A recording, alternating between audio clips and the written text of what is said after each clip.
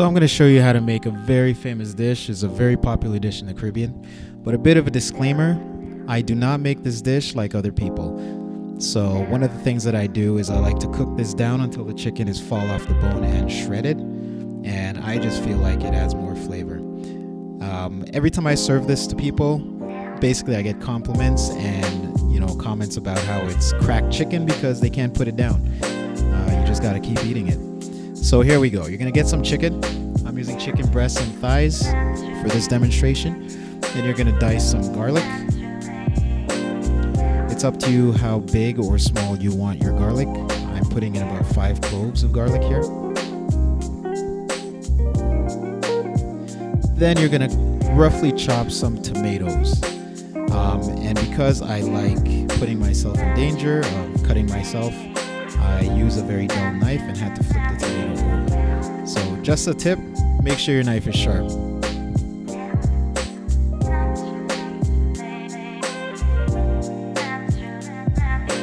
I'm using 3 tomatoes. You can use as much or as little as you like.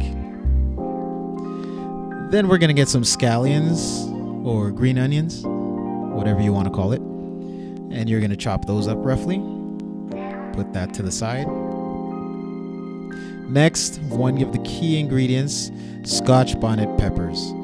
Up to you how much you want to put in this dish, but on this day, I started out with 2 and I decided at the last minute, you know what, I'm only going to add 1 because I was afraid that my guests wouldn't be able to eat it. So remove the core and all the seeds, and you're going to dice this finely. Or if you prefer, for less heat, you can just cut it in 2 and then remove the pieces later on after it's cooked. Put that to the side.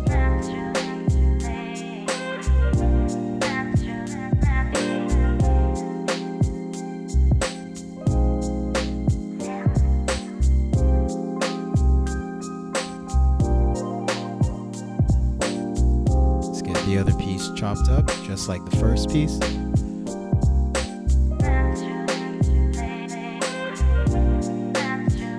Next, you're going to add onions to your chicken. You're going to add the garlic. Basically, you're going to add all the chopped ingredients that you chopped previously.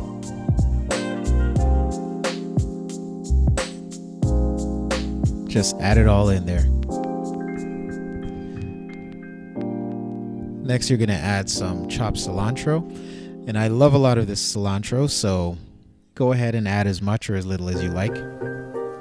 Fresh thyme, again, as much or as little as you like, and a bay leaf. Then you're going to try to mix that, and if you're smarter than me, you're going to use a bigger bowl, but again, I wasn't that smart on this particular day. So just get that stirred in as well as you can. Next, I'm going to add salt, not too much, because we want to be able to fine-tune the flavors later, and black pepper. Lastly, we're going to add another key ingredient, which is about 2 to 3 tablespoons of ketchup. I know it sounds weird, but the ketchup is key. So you're going to go ahead and try to mix that again.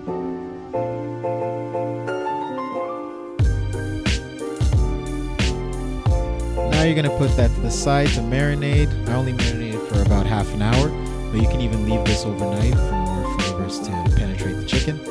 Then you're going to add about 3 tablespoons of oil to your pot, and this is the most key ingredient in the entire dish. You're going to add about half a cup of brown sugar. A lot of folks use white, but I like to use brown so that it helps with the caramel color. Now you're going to caramelize the sugar, and this is very important. You need to caramelize it until it smokes but doesn't burn. So there's a very fine line between actually getting it right and basically burning your sugar.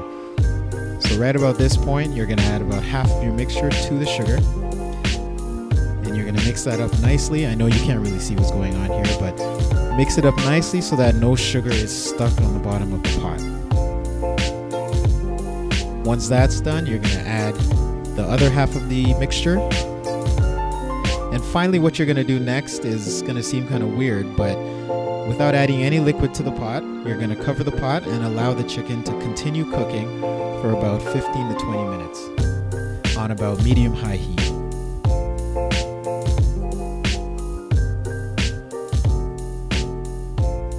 there we go. And after about 15 to 20 minutes, you'll have all this liquid that actually came from the chicken. Then you're going to cover it again. You cook that for about 45 minutes to an hour. I didn't show here, but you're going to add about 2 cups of liquid and then cook it for the 45 minutes to an hour. And at this point, I like to add some potatoes at the last 15 to 20 minutes of cooking. And then once the potatoes are mixed in, I'll cover it again for the final stage. And as you can see, it's already falling apart. And after 15 to 20 minutes, you have this beautiful dark sauce. And believe me, this is one of the most addictive things you'll ever taste. Now you're gonna dish it out. And again, like I said, I don't make this like other people. I like my chicken shredded, and the flavor in here is absolutely intense.